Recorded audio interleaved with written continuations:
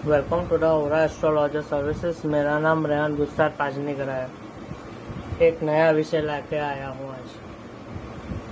हमारे देश के मशहूर और सबसे अमीर आदमी अभी जो करंटली टॉप 10 में लिस्टेड हुए हैं, mister Gautam Adani, the company managing and the chairman of the Adani group, जिनके पास Adani enterprise, Adani power, Adani hydro power, फिर अडानी पोर्ट्स, सब अडानी ट्रांसमिशन, बहुत सारे ऐसे उनके पास कंपनी नई नई बनाए हुए हैं। उनके बारे में हम चर्चा करेंगे और उनके हॉरोस्कोप के हिसाब से हम देखेंगे कि ये आदमी आगे चल के क्या कर सकता है और क्या करने वाला है और इंडिया की फ्यूचर के लिए क्या है। क्योंकि कई प्रश्न मेरे क्लाइंट्सों ने बोला कि हमारे पास अडानी और अडानी का बहुत सारा पावर का शेयर है, वो एक के बाद एक ऊंचाइयां छू रहा है और अपना मार्केट के हिसाब से सबसे आगे है। तो क्या यह आदमी फ्रॉड कर रहा है या फिर किस देश का वो पूरा पैसा लेके चले ना जाए।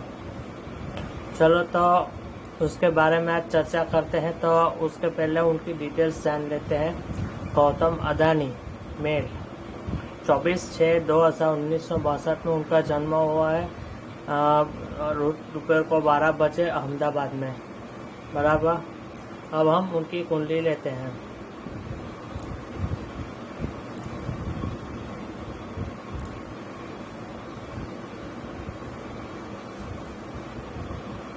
चलो तो उनकी डिटेल्स आ गई, बर्थ डिटेल्स भी पूरा आ गया है।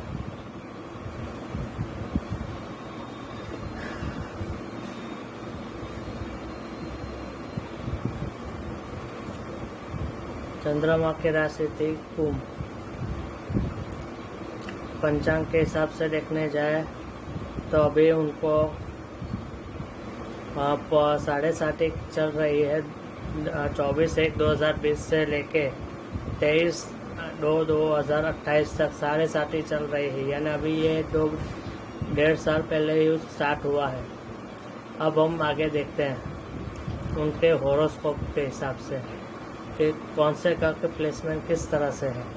चलो, पहला ग्रह में हम पहली चीज़, हर साल को हम नहीं गिनते ग्रह, हम 9 ग्रहों के हिसाब से हम उनका हम प्रिडिक्शन करेंगे।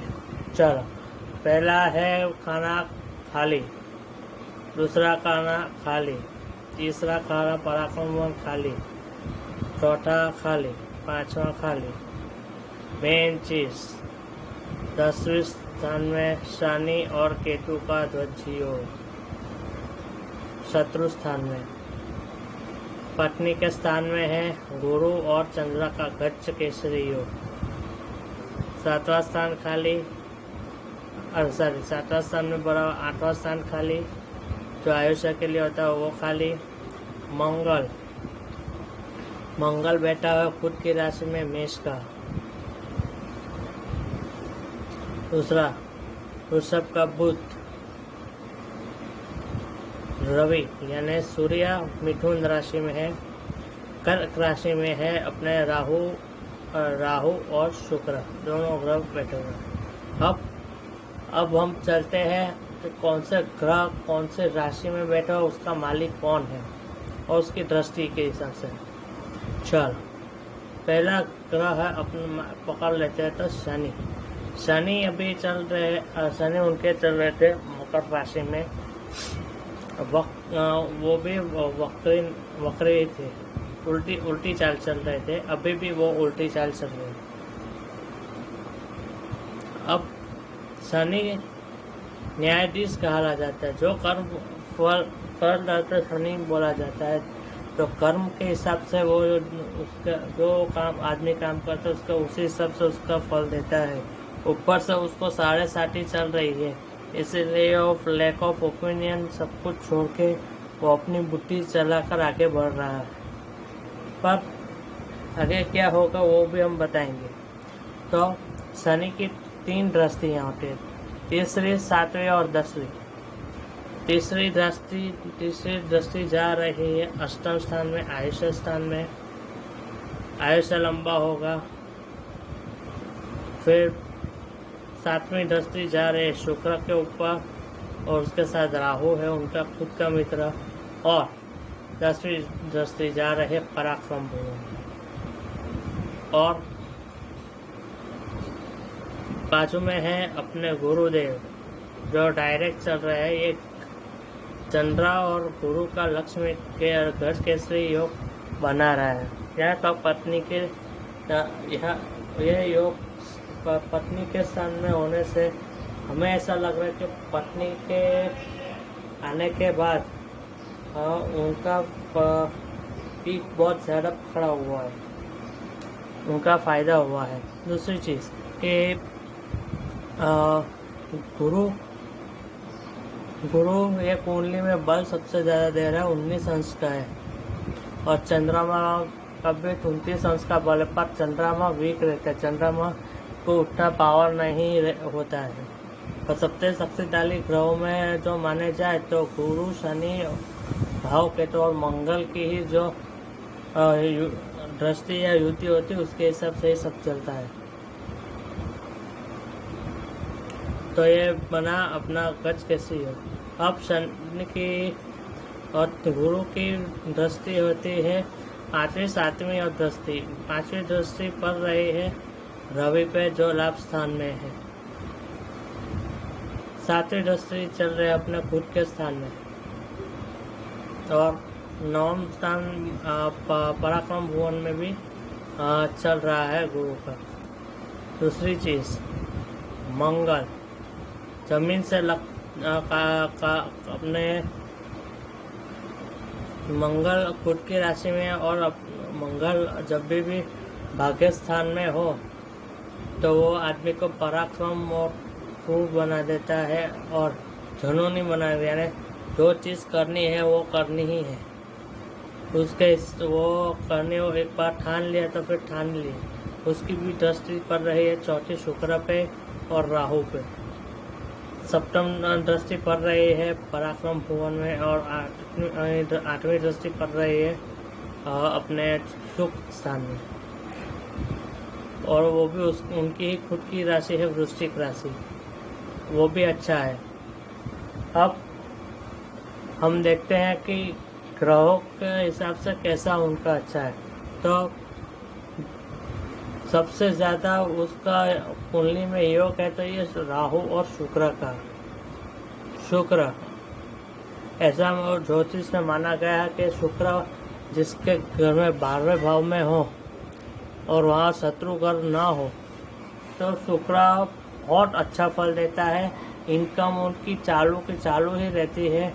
अनएक्सपेक्टेड गेन्स बहुत ज़्यादा रहता है। कई बार आदमी को बहुत ऊंचाई तक ले जाता है। मेन नेम, फेम और लग्जरी के कारक रहते हैं शुक्र। तो शुक्र उनका बैठा हुआ 12वें स्थान में कर्क राशि में जो चंद्रमा का है। राहु का भी एक स्रोत है। जब 12वें भाव से गुजर रहा हो तो वो अचानक ही उनको फायदा दिला के चलेगा। अनएक्सपेक्टेड गेन्स जो बोलते हैं हमारे इंग्लिश लैंग्वेज में, उनको अनएक्सपेक्टेड इनकम बहुत ज़्यादा होगी। अभी जो बैलेंस शीट में दिखाई दे रहा वो भी वो सब अलग होगा। कई बार राहु, इसी बार का यहाँ का भी राहु छल कपट में माहिर रहता है और कई बार किसी चीज़ में फंसा भी देते हैं, कोर्ट कचहरी के फेज में भी फंसा देता है। और कई बार ऊंचाई भी लेना हो चाहता हो तो बहुत सारी ऊंचाई भी लेके जाता है। अब तीसरा शत्रु शनि और केतु का ध्वज योग। मान लीजिए कि शनि और केतु दोनों मित्र हैं और वो दोनों उस टाइम पे चल रहे थे मकर राशि में। शनि भी उस टाइम पे भी वक्री था, अभी भी वक्री है और अभी उनका डिग्री भी सेम ही चल रहा है। अब यहाँ से शनि वक्री होते हैं तो वो जब वक्री होते हैं तब वो कई को ज़्यादा फल देते हैं तो कई को एकदम धीरे से फल देते हैं। केतु होता है तो केतु शत्रु के अंदर नेगेटिव की भावना क्रिया करता है और सिर से लेके थर से लेके अपने नीचे तक के शरीर के अंदर कई रोग पैदा करता है, क्योंकि रोग स्थान में केतु को अच्छा माना नहीं गया है। सिंपल बेसिक रूल ऑफ अपना ज्योतिष में यह है कि अगर कोई भी ग्रह नेगेटिव ग्रह जैसे राहु, केतु, शनि, मंगल या रवि 4-5 जो है ग्रह 6, 8वें और 12वें में रहते हैं तो उसका फल बहुत खराब रहता है, और शायद जब भी गोचर करके जाता है तो उसका फल नेगेटिव देता है। दूसरा,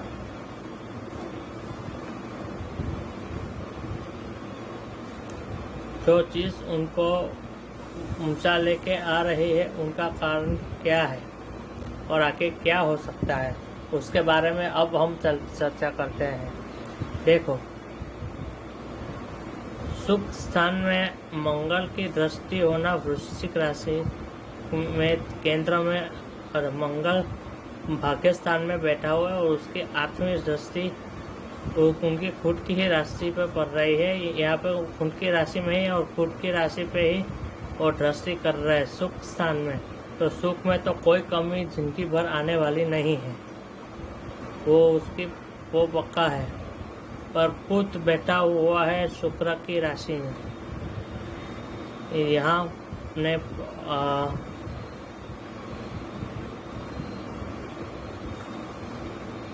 कर्म स्थान में, तो बुध का इफेक्ट क्या रहता है कि बुध के आजू बाजू कोई भी ग्रह हो या बुध की राशि में कोई भी ग्रह हो तो उसी हिसाब से फल देगा।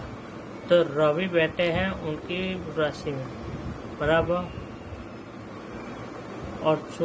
और एक्चुअली बुध बैठे हैं शुक्र की राशि में और रवि बैठे हैं बुध की राशि में। तो यहाँ पे क्या होगा कि रवि जहाँ पे बैठे तो उसकी इफेक्ट का असर पड़ेगा बुध पे। तो बुध कई बार इस तरह से नेगेटिव असर होने के कारण आदमी को कई बार कोर्ट कचहरी के केस में फंसा देता है, उन पे लीगल एक्शन भी आएंगे। शायद ऐसा भी हो कि अभी जिस तरह से वो शेयर और सब कुछ गिरवी रख के आगे बढ़ रहे हैं, और किसी दिन ऐसा मौका भी आएगा ना कि उनको जेल जाने या अपना देश छोड़ना भी पड़ सकता है, क्योंकि राहु बैठा हुआ है। राहु की युति और शुक्र की युति ज़रा अच्छी मानी नहीं गई है। दूसरी तरह से बाकी इनकम के हिसाब से उनको अच्छा ही है। शनि और केतु की भी युति अच्छी मानी नहीं जाती है। ये कहीं ना कहीं किसी कोर्ट कचहरी के केस में फंसा देंगे या किसी बहुत बड़ा कांड करने वाले हैं भविष्य में। अभी भी ऐसा लग रहा हो कि गौतम अडानी अभी शेयर के उनके प्राइस बढ़ रहे हैं, प्रॉफिट हो रहा है, पर एक्चुअली देखने जाओ कि ग्राउंड लेवल पर ऐसा कुछ नहीं होगा। और अगर अडानी साहब आप हमें देख रहे हो तो हम मेहरबानी से हमने और एस्ट्रोलॉजर्स हम माफ़ी मांगते, पर ये जो सत्य है वही हम बता रहे हैं। दूसरी चीज़, अब गोचर के हिसाब से हम देखते हैं। गोचर के हिसाब से देखने जाए तो गुरु अभी 12वें भाव में चल रहा है, मंगल के ऊपर चल रहा है राहु, और केतु चल रहा है पराक्रम भुवन में, बराबर। शनि चल रहा है उनको उनका बचपन के जो शनि उसके ऊपर शनि चल रहा है। तो अभी क्या हो रहा है कि अभी वो उनका राइस चालू है। राइस कब तक चालू रहेगा वो अभी हम बताते हैं कि साढ़े साथी पहले देखनी पड़ेगी। साढ़े साथी में क्या है, साढ़े साथी में अभी चल रहा है सोने के पाए में मकर राशि में शनि चल रहा है 12/7/2022 से 7/1/2023 सोने के पाए में। तो उनको शेयर बाजार के सबसे या पर फॉरेन कंट्रीज में से बहुत अधिक से अधिक का लाभ मिलने वाला है। शायद ऐसा भी हो सकता है फोर्ब्स लिस्ट में वो आगे भी आ जाए। अभी तो ऐसा लोग माना कि अडानी वर्ल्ड का रिचेस्ट आदमी बन जाएगा, पर ऐसा नहीं है। अगर देखने अभी उसका भी हम बताएंगे, पर मेन चीज़ मैं ध्यान यहाँ पर देना चाहता हूँ कि सनी की 7.5 जब मीन में जब कोचअप कर रहा हूँ कि 2027 से 28 था, तब ये मेन चीज़ आएगी, लोहा का पाया या लोखंड का पाया। गुजराती में कहते हैं कि જ્યારે લોખંડનો પાયો આવે શનિનો ત્યારે ભલે અમારે એટલે ધરાશાય કરી નાખે છે। તો કદાચ એક એવો વખત બી આવે કે આફ્ટર નિયર બાય સોનું જ્યારે બેસે એટલે 2023 સુધીની અંદર एक बड़ा एक अडानी के खिलाफ कुछ नया भाव आके देखेगा कि इनकम और उसमें कुछ प्रॉब्लम हो रहा है। दूसरी चीज़ लोहा का पाया आएगा, तब वो को सबसे कष्ट समय से उनको गुजरना पड़ेगा। 2027 से 22/10/2027 से 23/2/2028 तक सबसे बड़ी समस्या से वो खड़े सबसे बड़ी समस्या उनके सामने खड़ी होने वाली है। कोर्ट कचहरी के केस या इनकम के रिलेटेड केस जैसे सत्यम में हुआ था, उस तरह से उनका फ्रॉड जैसा कुछ हो सकता है। शायद ये आदमी भविष्य में कुछ लफड़ा हो जाए या किसी कंपनी के अंडर क्राउड फंडिंग के हिसाब से भी वो उसको देश छोड़ना पड़े, ऐसे भी नौबत आ सकती है। क्योंकि राहु शुक्र के साथ बैठा हुआ है, तो पैसा लेके भगवान में उसका बहुत सारा रोल होता है। दूसरी चीज़, उनके ऊपर लगाम कब लगेगी? अभी तो वो अभी कुंडली देखते हुए तो ऐसा लग रहा है कि अभी तो आगे और बढ़ने वाले हैं, पर जब मंदी का रिसेशन आएगा, जब रिसेशन आएगा तो ये आदमी पूरा अर्श पे से फर्श पे से उठ के अर्श पे आ जाएगा, वो जमीन पे आ ही जाएगा।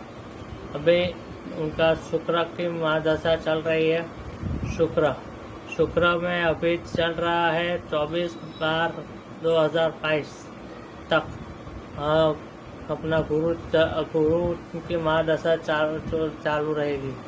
जैसे 2022 के बाद शनि बैठेंगे, सब शायद ऐसा हो सकता है कि एक थोड़ा नेगेटिव इफेक्ट आए, तो 2026 तक में है। फिर बाद में बुध बैठेंगे तो वो भी नेगेटिव इफेक्ट देंगे, केतु है तो वो भी नेगेटिव इफेक्ट देंगे। यानी 2022 के बाद यानी 2023 से 2030 के अंदर शायद उनके ऊपर कोर्ट कचहरी के मामले या कोई स्कैम के अंदर फंस जाए या किसी मनी लॉन्ड्रिंग केस के ऐसा कुछ भी चल सकता है ये गौतम अडानी के ऊपर।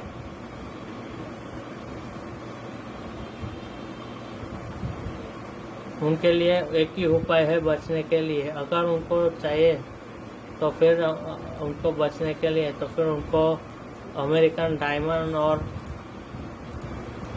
या तो फिर अमेरिकन डायमंड और